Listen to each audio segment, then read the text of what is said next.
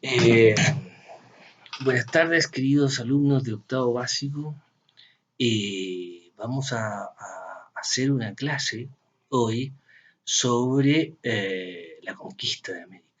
Vamos a dejar atrás a Europa por un momento y nos vamos a aproximar por fin a uno de los temas que nos convoca, uno de los temas más fascinantes que hay, y que es la conquista de América por parte de los españoles y de los portugueses.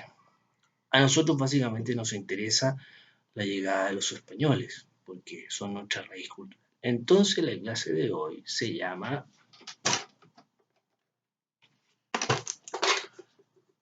El encuentro de dos mundos, porque efectivamente es el encuentro entre Europa, que tiene una situación particular, y América, que había crecido aislada y sola.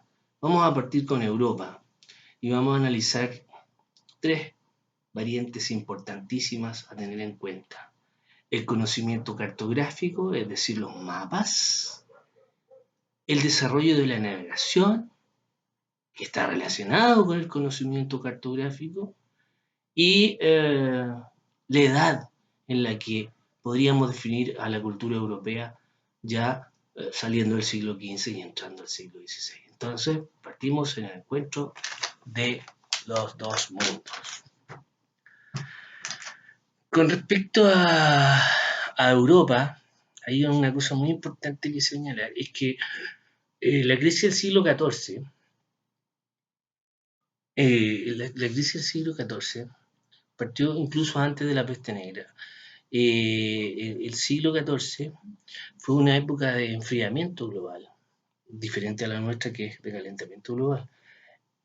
Pero hubo una enorme bajada de temperatura en ese tiempo y se produjeron malas cosechas más o menos desde 1312 a 1321 y eso generó una hambruna espantosa. En 1347 aparece la peste negra, la peste bubónica, hasta 1351 aproximadamente, con rebrotes constantes, si queremos pensar en nuestras pandemias actuales. Y estas crisis van a poner en jaque al orden político y social de la Edad Media, que era básicamente un sistema feudal, donde el poder no estaba centralizado, sino que estaba dirigido, ¿no es cierto?, o más bien delegado de parte de las monarquías que eran bastante débiles o de las grandes instituciones políticas que era principalmente la Iglesia y el Imperio. Ese orden antiguo se fue diluyendo y poco a poco van a aparecer, también producto de las cruzadas, las primeras ciudades comerciales. Las primeras ciudades comerciales de las cuales va a surgir una nueva clase social que son los burgueses y que están dedicados principalmente al comercio, a la banca financiera o a la artesanía o a otros productos y ya no al orden feudal tradicional de campesinos y señores feudales. La economía se desarrolla, comienza el mercado, ya lo hemos visto principalmente por la creación de la banca y de la casa de seguro, y en ese sentido vamos a tener dos centros, dos ejes económicos muy importantes. El primero se va a ubicar en la zona norte de Europa, en una serie de ciudades alemanas que estaban unidas por, que se llamaba la Liga Hanseática, la Liga de la Hansa, y que administraba bastante bien el comercio en el mar Báltico, en el mar del Norte. Y que luego, cuando se descubra el nuevo continente americano, desplazarán finalmente a las ciudades mediterráneas. El otro eje es el eje italiano, que controla muy bien el comercio de Oriente con Occidente, porque en el caso de, por ejemplo, de Venecia, tiene muy buenas relaciones con el Imperio Bizantino, y por lo tanto hay una serie de lugares que domina el mar Mediterráneo la República de Venecia, y hacia el otro lado del Mediterráneo, Pisa y Génova van a también desarrollar el comercio internacional marítimo en esa zona. Entonces teníamos dos ejes, uno en el norte de Europa y otro en el sur de Europa, controlado principalmente por las repúblicas italianas. ¿Ya?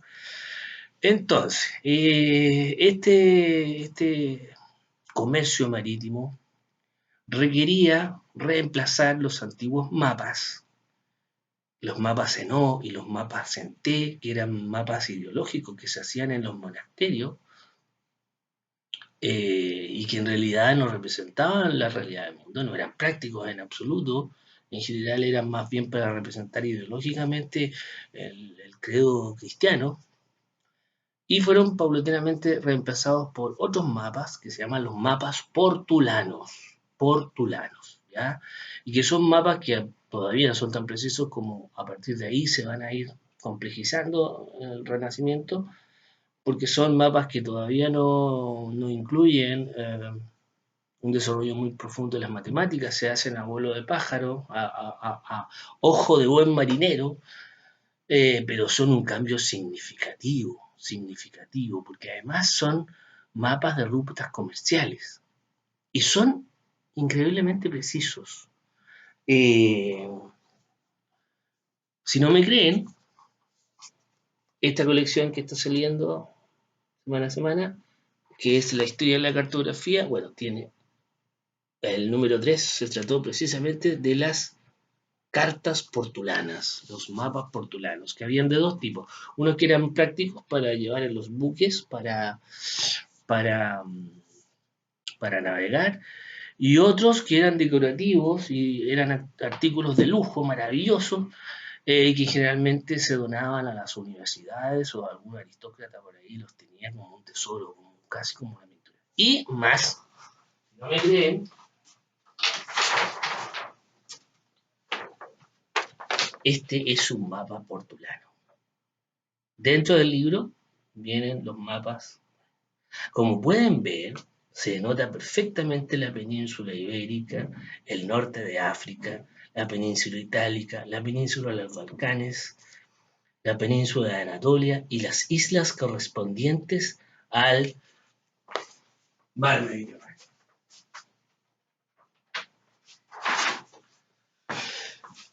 Ya, entonces estos mapas van a ser un cambio importante para la navegación. La navegación se va a hacer más precisa gracias a los mapas portulanos. Pero no solo con eso se podía navegar, y una serie de instrumentos científicos van a ir a aportar en este desarrollo de la navegación. La brújula, la brújula que permite ubicarse norte, sur, esto, oeste, sin necesidad de estar pegado a la costa. Piensen ustedes que en un momento cuando uno navega, una vez perdida la costa, uno no tiene más referente que el océano, ¿ya? Entonces la brújula es muy importante. El sextante, el astrolabio, las guías de sol, el cuadrante, todos esos instrumentos, astrolabios, brújulas, eh, sextantes sirven para ubicarse a nivel de los paralelos. Recuérdense que los mapas modernos dividen la Tierra en meridianos y en paralelos. Bueno, esto te servía para entender los paralelos. Los portulanos además hablaban de puertos, hablaban de corrientes marinas, eran la sabiduría que se había reunido. Pero no podríamos dejar de hablar de eso sin antes hablar de los buques, porque no podías entrar al océano Atlántico con un buque tradicional. Tenías que hacerlo en una invención maravillosa que se llamó carabela, que era un buque pequeño, desarrollado en la península ibérica, principalmente por Portugal y por España, y que eran buques muy navegables, pequeños, robustos, pero muy navegables, oceánicos, y que vinieron a reemplazar luego a la antigua galera mediterránea que se usó en la guerra, por lo menos por 100 años más, y que era este buque que en el fondo avanzaba con fuerza humana de remos. este caso, las carabelas funcionan exclusivamente con el uso del viento. Y en tercer punto, que estábamos tratando en esta clase, es cómo podemos clasificar la cultura europea al momento histórico de encontrarse Europa con América. La cultura europea es una cultura de la edad de hierro. Ha desarrollado el hierro. Sus armas son de hierro. Y además se ha apropiado de un invento que tenían los chinos y lo ha perfeccionado, principalmente con la balística y el desarrollo de cañones cada vez más poderosos, que en el siglo XVI todavía son de un tipo muy rudimentario, pero van a tener su influencia en el encuentro, principalmente psicológico. Y si lo contrastamos con América, América, aunque tiene enormes civilizaciones, de una complejidad y una riqueza enorme, no podemos negar que están en la edad neolítica. Es como si los cruzados hubieran luchado contra los sumerios. Entonces, y los cruzados hubieran tenido pólvora, cañones. Entonces, por eso dijimos el hierro, la pólvora, porque básicamente lo que está en juego es una civilización de hierro y fuego contra una civilización de piedra, de la edad de piedra. ¿Ya?